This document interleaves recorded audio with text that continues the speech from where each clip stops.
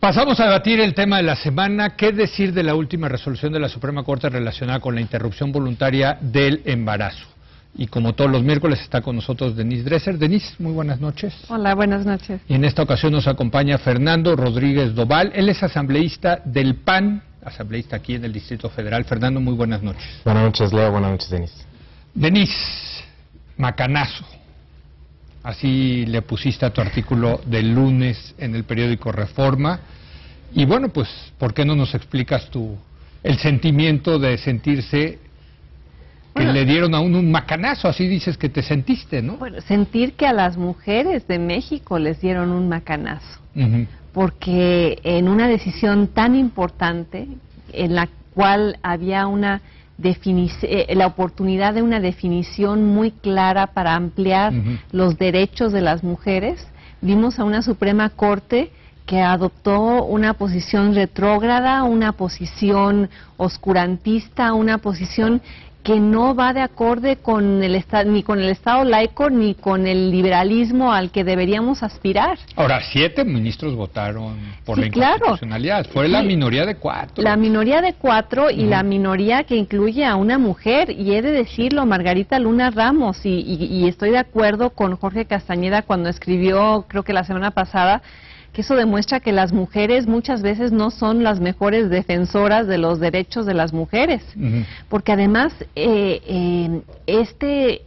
esta interpretación que hace la Suprema Corte deja en una indefensión absoluta a mujeres que han sido víctimas de violación, de incesto, que se embarazan en condiciones terribles, y pone incluso sobre la mesa la duda de si los IUDs, los mecanismos, los aparatitos que se usan para los DUIs,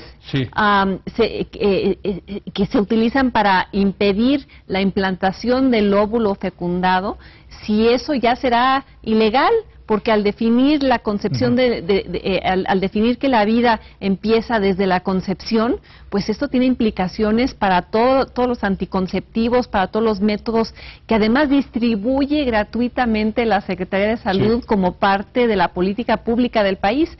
O sea, la decisión de la Suprema Corte va en contra de años de posiciones progresistas enraizadas en argumentos de salud pública que se han usado en este país durante décadas, yo diría.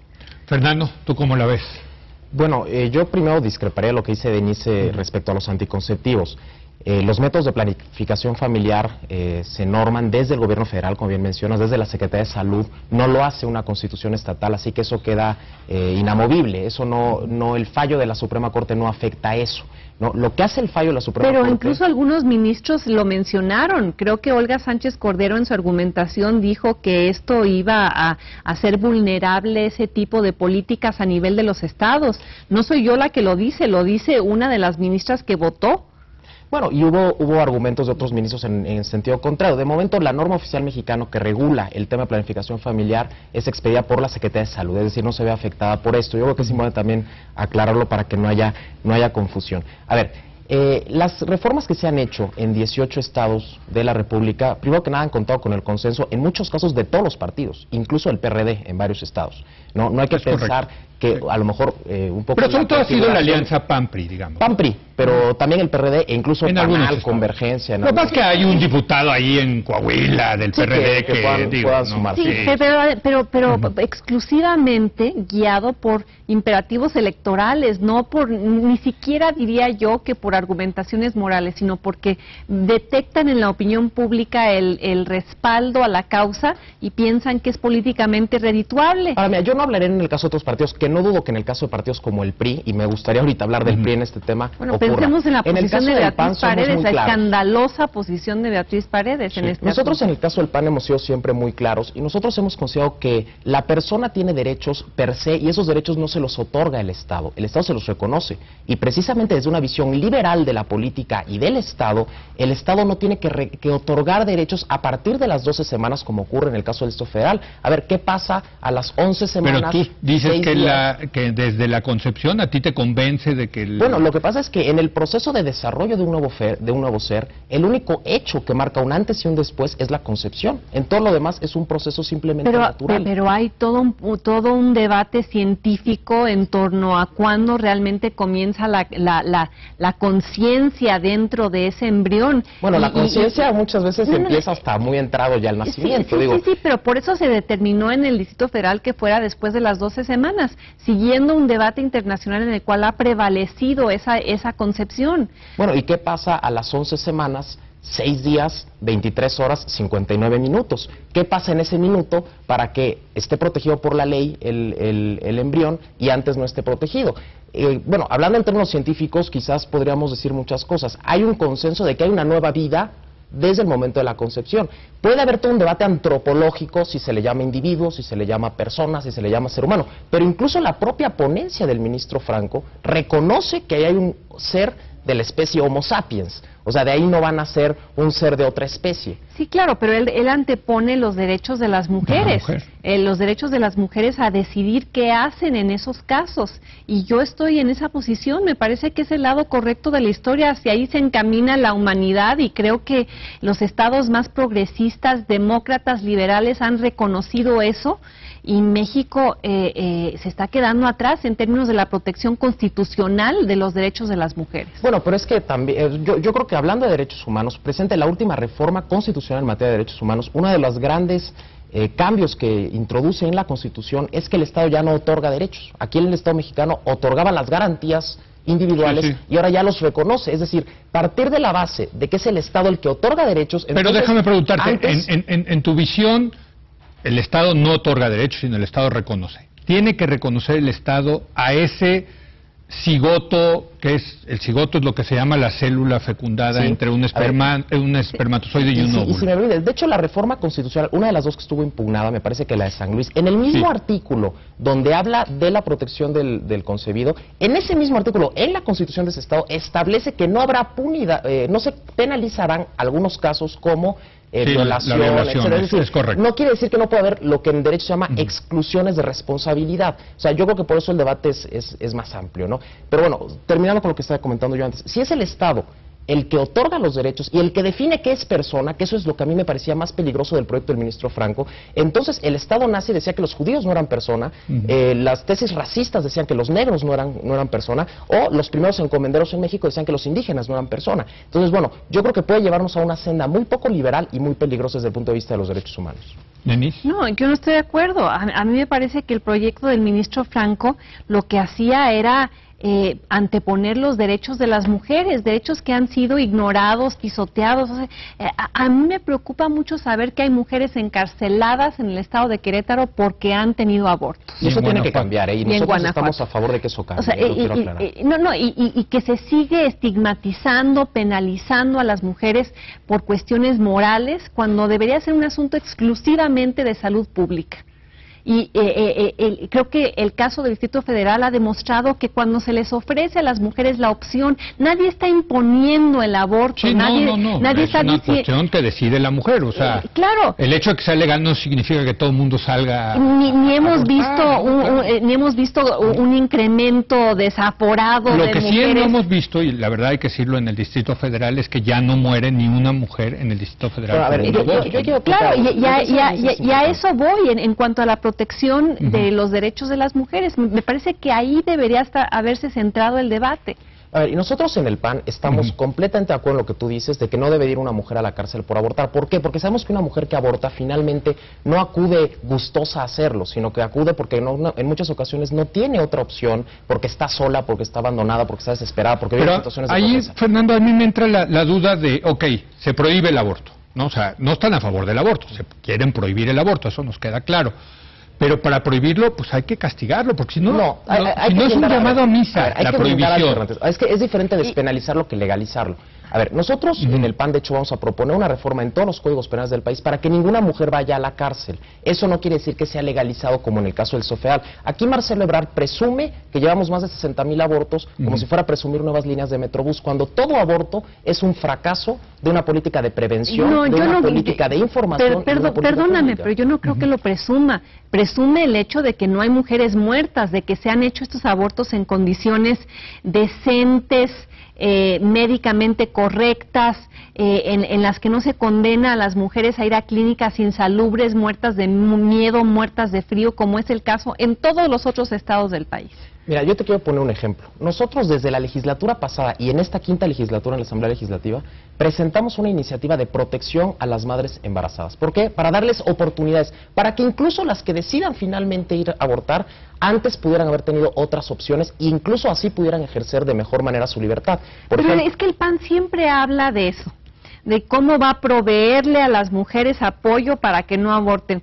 Pero pasan los años y las mujeres siguen encontrándose en condiciones de absoluta indefensión. A ver, y nosotros propusimos esa iniciativa aquí, y el PRD la tiene congelada, porque el PRD claramente para ellos es un tema ideológico el aborto. No me queda tan claro que ellos verdaderamente estén buscando proteger a las mujeres. ¿Y para ustedes no es un tema ideológico también? No, para nosotros es un tema de derechos humanos. Por eso es un tema que nos da identidad como partido. No, es un tema de religión. No, no tiene nada que ver con la religión. Es más, déjame te digo algo. Norberto Bobbio, que lo conocemos como politólogos, que somos los tres, era un furibundo antiaborto. Y era un socialista y laico y no era alguien que profesaba ninguna religión. Para nosotros es un tema de defensa de los derechos humanos y de la dignidad de la persona, ¿no? Por eso nosotros tenemos una postura tan clara. Ahora, volviendo al tema del PRI, yo te quiero decir, ojalá que, por ejemplo, ustedes, que son dos periodistas muy reconocidos, le pregunten al PRI y le pregunten a Peña Nieto cuál es su postura en el tema. Porque ya lo dijo, ya le en 18 estados vota a favor de la vida. ¿Sabes qué dijo? Y Moreira dice lo contrario. No, bueno, es lo que dice es típico como lo que dijo ¿no? Beatriz Paredes. Beatriz Paredes, cuando ya se había consumado el hecho de las 17 legislaturas que habían pasado,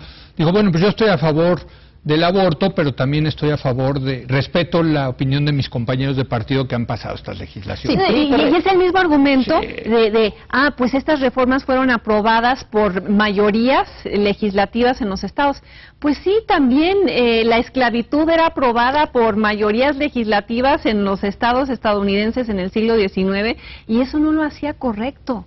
¿No? Yo estoy de acuerdo, tampoco desde nuestro punto de vista hace correcto el aborto en el DF el que lo haya aprobado una mayoría del PRD. O sea, yo creo que es un debate que hay que darlo, o sea, que es un debate que debe de continuar buscando alternativas. Yo creo que no podemos tampoco caer en el simplismo, nada más abortos. Pero a mí, perdónenme, pero lo que a mí no me queda claro de esta discusión es, ok, se va a prohibir el aborto, pero no se va a castigar. Entonces, es que no me cuadra, con todo respeto, bueno, Fernando. A ver, hay que ver opciones, es lo que yo te estoy diciendo. A ver. Sí, pero es que al decir eso no hay ninguna claridad por parte del PAN de cuáles van a ser las opciones si no se penaliza.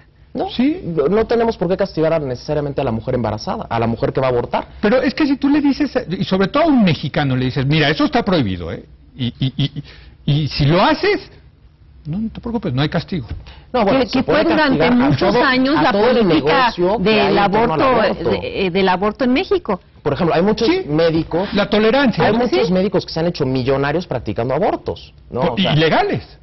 Bueno, ilegal, exactamente. O sea, hay varios sujetos pero que no tiene de sanción, que no tiene por qué ser la mujer. Eso es o sea, ustedes penalizarían a los eventualmente, doctores. sí. O sea, puede ser una opción. Hay que analizarlo. Jurídicamente hay que ver las opciones, ¿no? Pero nosotros, insisto, no estamos por meter a la cárcel a ninguna mujer que aborte. Eso sí lo quiero dejar muy claro. E incluso muchas de las reformas que se han aplicado en los estados a mí me gustaría ver exactamente qué piensan hacer con esas mujeres que están encarceladas hoy en el estado de Querétaro y en el estado de Guanajuato. Bueno, hay que analizar caso por caso y, por supuesto, buscar las reformas. Pero eso es comprar tiempo. Mientras esas mujeres languidecen en la cárcel por una política que corren... Ustedes que dicen estar en favor de los derechos humanos, ¿dónde están los derechos humanos de esas mujeres? Bueno, hay que analizar los casos y nosotros, insisto, vamos a presentar una reforma en todos los congresos estatales para evitar eso, ¿no? Ya lo anunció el presidente del partido hace algunos días y nosotros no queremos mujeres en la cárcel. Lo que queremos es que viva la mujer y que viva el hijo.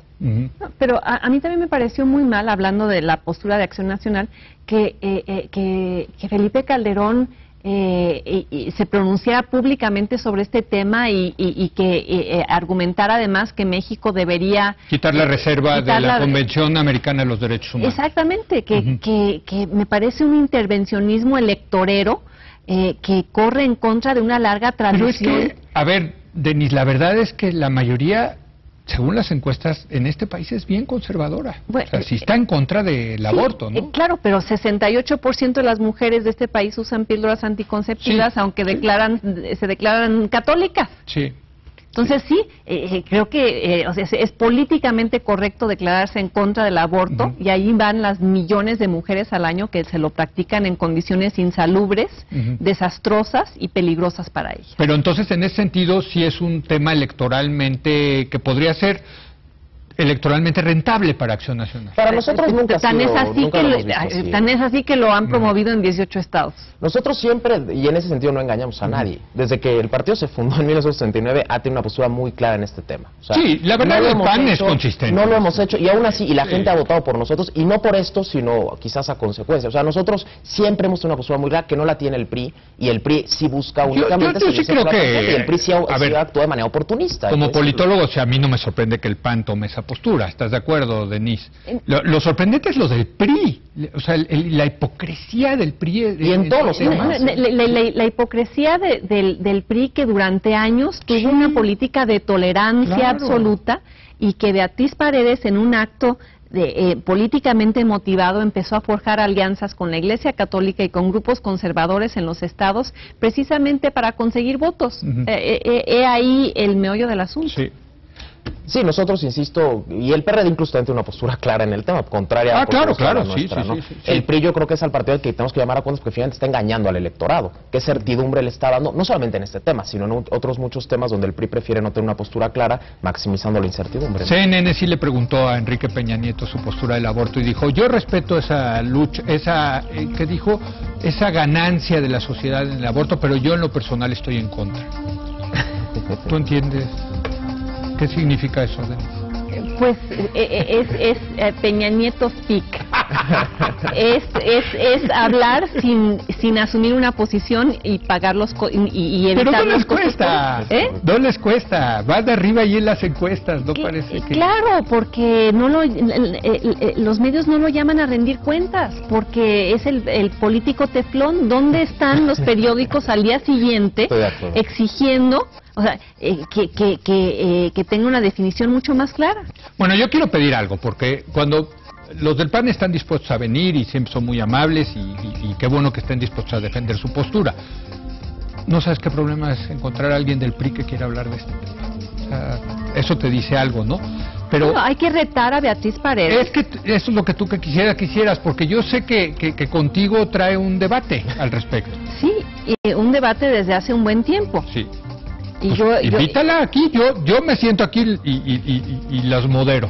Sí, Me sí. encantaría un debate Invítenos Beatriz a alguien del Paredes. PAN también. No, deja un debate Beatriz Paredes con Denise Dresser. Sí, porque ella siempre presume de ser la liberal, la progresista, la voz de avanzada en esto, y siempre usa las mejores palabras y nunca defiende las mejores causas. No, a mí lo que me parece increíble de los priistas es que se consideran liberales, tienen el busto de Juárez ahí, El y son Estado más laico. conservadores. En el fondo son más conservadores que ustedes, yo creo, los Que panistas. no es un tema de conservadores y liberales. Yo creo que sí, ahí sí, pero tenemos ahí... Bueno, también pues, creo muchas que sí. gracias Fernando, muchas Gracias. gracias Gracias a Denise. ustedes. Gracias. Ahí está el reto, ¿no? Sí, ahí está el reto de Beatriz Paredes. Así es, ahí está. Y aquí termina la edición de hoy de Es la Hora de Opinar. Muchas gracias por habernos acompañado. Mañana yo lo espero en punto de las 10 de la noche, cuando otra vez sea la hora de opinar. Aquí nos vemos.